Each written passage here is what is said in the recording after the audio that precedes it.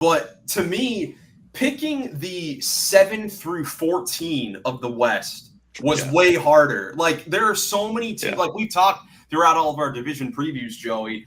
There are some teams, like some younger teams that were in the lottery last year that we could be pretty big fans of, could have potential to jump up. Then when you try to rank them, it's like, oh my goodness, it's going to be pretty difficult. They may not have a chance, but you still want to try to throw in a hot take in there because, like Ben said, there is always a surprise team that jumps up a lot higher than any of us expected, like the Rockets last season. I tend to agree. That 7 through 14, the play-in, trying to like decide who's in and who's out. A lot of people are going to be upset with, I bet, a lot of our rankings, but it's just our opinion because it's that close. Yeah, and listen, if you want to, feel free to put your predictions down below as well, because we would love to read yours as well. But let's get into this, starting obviously from the bottom, 15th seed in the Western Conference. Nick. The GFF, once again, or well, no, not Dallas, sorry. The Phoenix Buns. The Phoenix Buns I have here. What? Yeah, I got Phoenix all the way down at the bottom. We're starting off with the hot take. We're already starting with the flaming hot take for the Suns. They were terrible. I mean, they lost Beal, they lost Durant. Like, they're not. Are they worse than the Utah Jazz? I have them with the exact same record as the Jazz. Matter of fact. So how bad? 24-58. The Jazz will win 24 games? That's crazy talk. What? Okay, well, I'd assume the rest of us have the Jazz at 15. Yes. And I have them winning or going 17-65. Which I think is what they won. Yeah, it's what they won last season as well. Dude, they're going to cook out there in Utah. Are you kidding me? Ben, you love Flip. You love Kyle Filipowski. You saw him in Summer League. They got Ace Bailey. They drafted Joey's guy, Wendell Carter. Wendell, what's his name? Walter Clayton. Walter Clayton Jr. Out of Florida, the national champ. I think they're going to be better than they were last year. And I think like the Suns have just nothing to play for and no cohesion. Well, they do because they don't have their first round pick. So they can't tank. They do have something to play for, and the fact that they have no reason to lose. To outwardly lose. But okay, all right. That's very, very interesting. I did not expect us to start off with that. Joey, so Utah at 15. I guess what are your thoughts about the Jazz at 15? They're gonna be bad. They still don't have like a star player to go up against anybody else's top player. Like it's just how it is. They got good players and they got good young guys. But all these guys are going to develop except Markkanen and Kessler. Outside of those, and maybe like Nurkic and Love. Those are the only like four guys that we like for sure know how their game is and where their potential lies right now. Everybody else is up in the air. So with that and how young they are and they just don't know how to win yet, it's going to be a rough year, especially with how absolutely loaded the rest of this Western Conference is. Yeah, I mean, like we talked about in their preview, they're still in the search for a franchise guy to take them to the next level. Ace Bailey might be the first step to that happening because he just has so much scoring potential. But I don't think he's going to have that great of a rookie year. I think he'll be pretty inefficient from the field, and then we'll see which of their point guards can really lead them forward going forward because now they have Keontae George, Isaiah Collier, and Walter Clayton Jr., who are all going to fight for minutes, and we'll see who can win that battle. But already very interesting. Now, funny enough, I made a big deal. I have the Phoenix Suns at 14, and I know it's only one spot higher, but I think the game's difference from 14 to 15 this season between the Suns and the Jazz is going to be astronomical. Like, I think it's going to be it might be a 7 to 8 game difference between. Are you sure it won't be 6 to 7? Did you do that on purpose? Right. But no, so yeah, I know. I made a whole big deal about it. I only have them one spot higher, but I think the Suns. I think every other team is on another level than the Jazz. I think the Jazz are the only clear tanking team in the Western Conference. I agree with that. Yeah, I agree.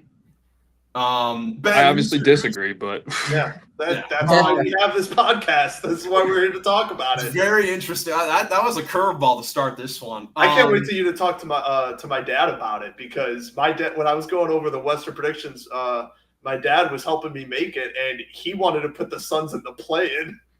Well, we talked in the Pacific. I'm like, I like this Suns roster more than the Kings.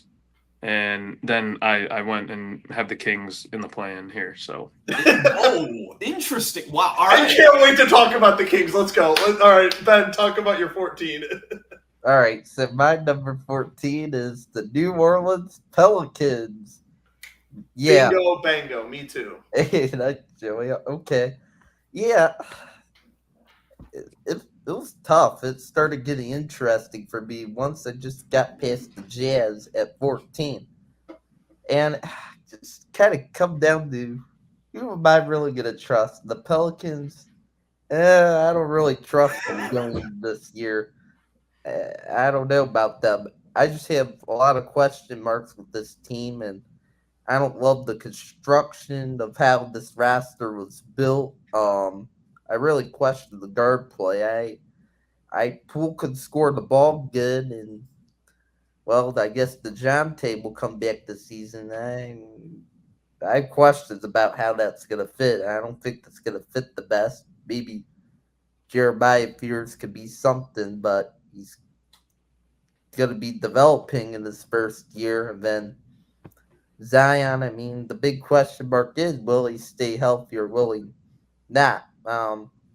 We'll see. I hope he can, but and they got Derek Queen, Gibbs, Bissy. That's a young center rotation. It's not the best defensively. It's gonna take some development there, and Trey Murphy, he's young, could stay healthy. I could see him having a pretty good year, maybe Herb Jones too, but Pelicans are just a weird team, hard to trust.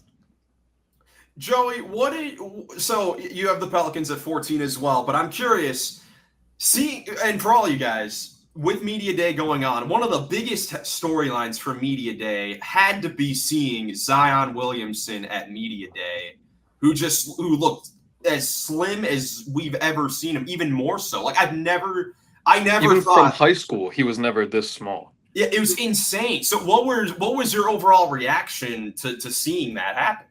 I'll be honest. Since we were obviously planning on doing this podcast last week, I already had my predictions ready for this. And then I saw that media, and I'm like, well, I'm not really going to change it, but he looks good. He looks healthy. He looks ready.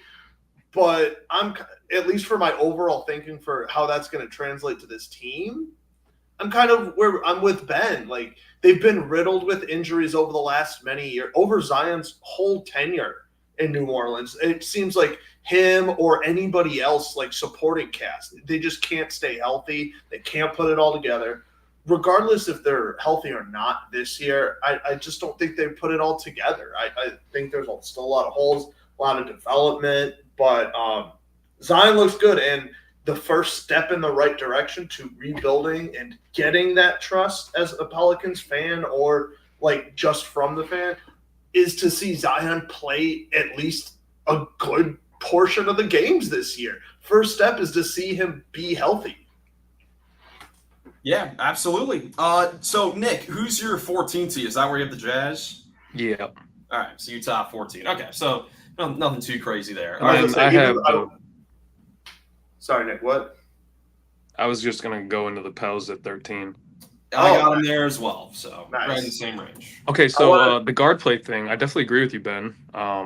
But if they put the ball in Zion's hand a lot, then I think that's a good offense at that point. Like, you got Trey Murphy who's able to spot up, Jordan Poole able to spot up and get to the cup. And if Zion's the one out there directing stuff, I think it looks at least a little bit cleaner. I like the Messi Queen rotation at center. I know they're young and inexperienced, but they're athletic as heck.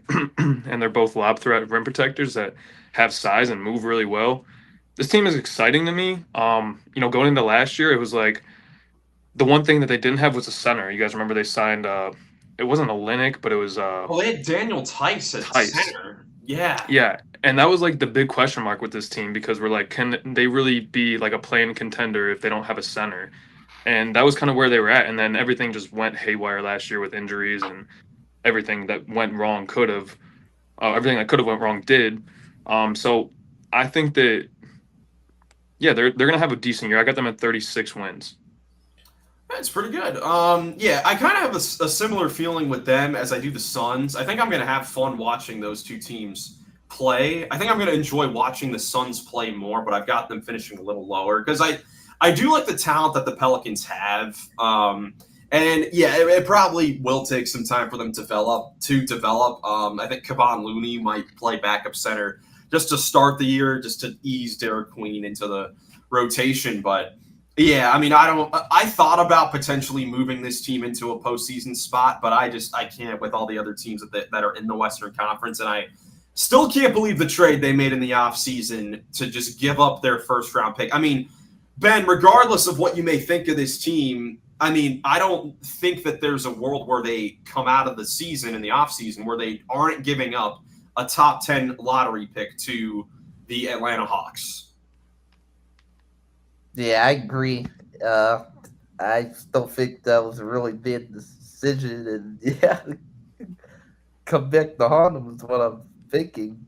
At least, on where I have them. Yeah, for sure. But yeah, so 13th seed for the Pelicans for Nick and I. Joey, who do you have at 13?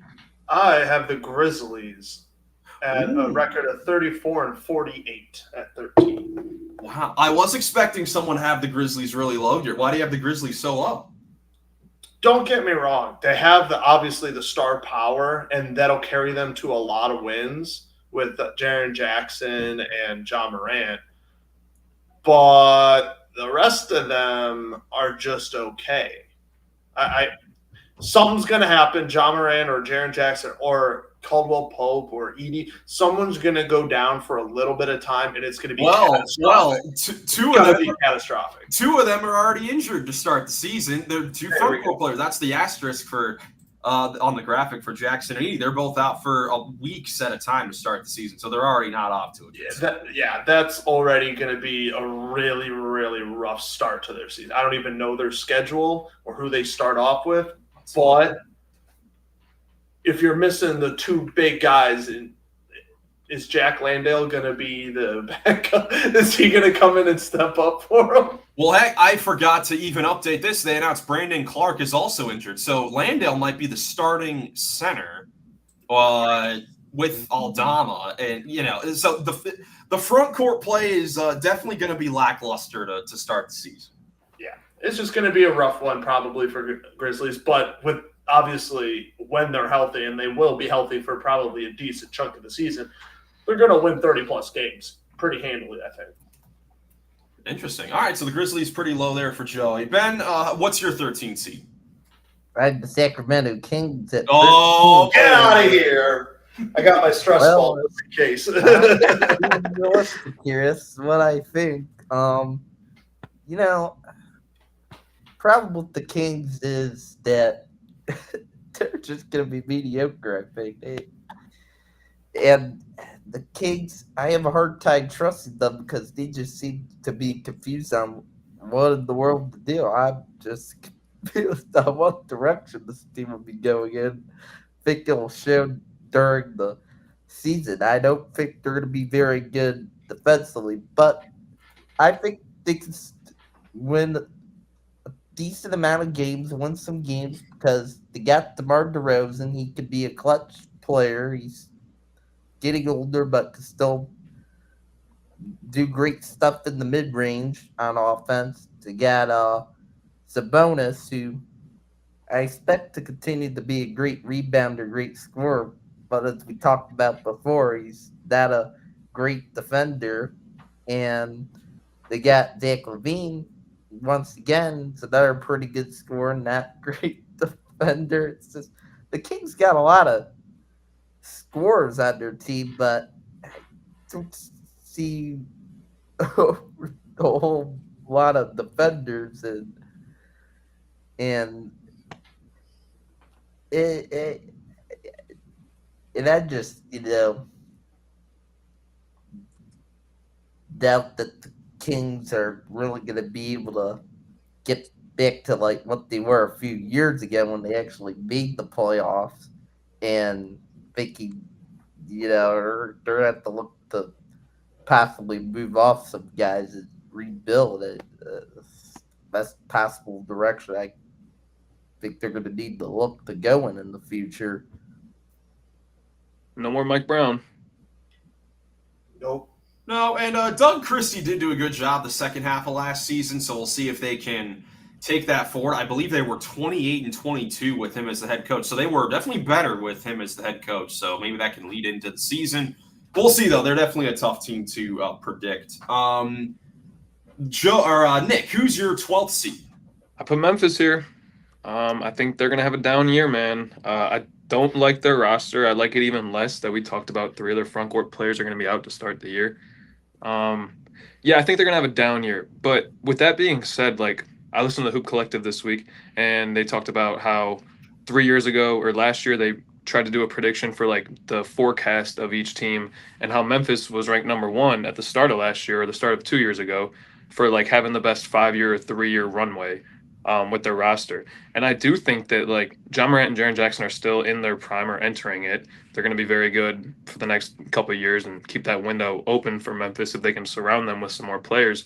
But then they got guys like Cedric Coward, who is very interesting. Zach Edey, who is kind of unproven, but also very interesting. So I think that they could have a down year, but then be right back in the top 6 mix next year, like competing for a top 6 spot next year. I don't. Yeah, for sure. Joey, who's your 12th seed? I know we've talked very highly of this team, but I do have the Portland Trailblazers there at 12. I do as well. Oh, Miles, you love Miles. Portland. What happened? I thought I didn't want to offend you. No, that's where I've got the I have Trailblazers. Portland at 12 too. Let's go. I'm the highest on the Blazers. Nick is the highest on the Blazers. So after a whole off season of him talking about us being too high on the Atlanta Hawks and the Portland Trailblazers, he's got the Blazers higher than the rest of us on this. They're only at 11. Let's tamp it down. Okay. They're only 1 spot higher. They're still out. No, I do. I as you guys know, I love the Portland Trailblazers roster, and they should be, a great defensive team once again. Unfortunately, Scoot Henderson is going to be out for 1 to 2 months to start the season after a hand injury, which I think is going to be difficult because this was going to be a great opportunity for him to start the season with Damian Lillard, of course, out for the season, to get Reigns there as either the backup or the starting point guard to really run the Trailblazers offense and see what he could be in now his 3rd year in the league. And, a 3rd-year jump for a point guard, that happens a decent amount for those top, prospect players. And that's something that he still could have. It's just going to be difficult, since he's going to be out for the first 4 to 8 weeks of the season. And overall, like we talked about with their preview, it's unclear who their best player is, who their number 1 guy is going to be this season. And I just think the teams that I have above them, it is clear, and just have more pedigree on their resume so far than this Portland Trailblazers team. But I would not be surprised if they were higher than a couple other teams and did make a playing spot because they do have the defensive potential. And I still don't know how teams are going to be able to score against them because they are lethal defensively. Yeah, even with me having them at 12, I have them just below 40 wins at like 39 and 43. Like, dude, that's what I got them. I literally have them at 39 and 43. But just a spot higher. But yeah, no, they're gonna win a good chunk of games. Like, they're not completely out of the play-in at all, being at 12. Like we said, the 7 through 14 is extremely close. Them at 12 means they're still right in the hunt. Like, this very well could mean they could go up to like 9 or 8 even. Yeah, we keep saying 7 through 14. I'm interested to see if we're gonna have the same top 6 across the board. We'll see. I'm not 100% confident on it. I've got a hot take coming up here in a little bit, so that might include one of them. But 11th is where I have the Memphis Grizzlies. I think they'll have a bit of a down year as well. We already discussed them a bunch. Ben, who's your 11th seed? I agree, Miles. I got Memphis at 11 too. Joey, who's your 11th seed? My number 11 seed is the Phoenix Buns. I have them. I honestly think them blowing up the Big Three is going to do wonders for that team. I truly think they're going to look like a completely different team. I know it looks like a cluster. It's just a mess. It really is. But with Devin Booker, Jalen, they got some good guys. And I think they're going to put a lot together, and they're going to at least have promise going into the future, or at least just things looking up in competitiveness. But that's about it. I have them at 40 and 42 at the 11. Not bad. That'd be a pretty good season there for the Phoenix Suns. And crazy enough, it'd probably be their best season in the last couple of years, which is very interesting.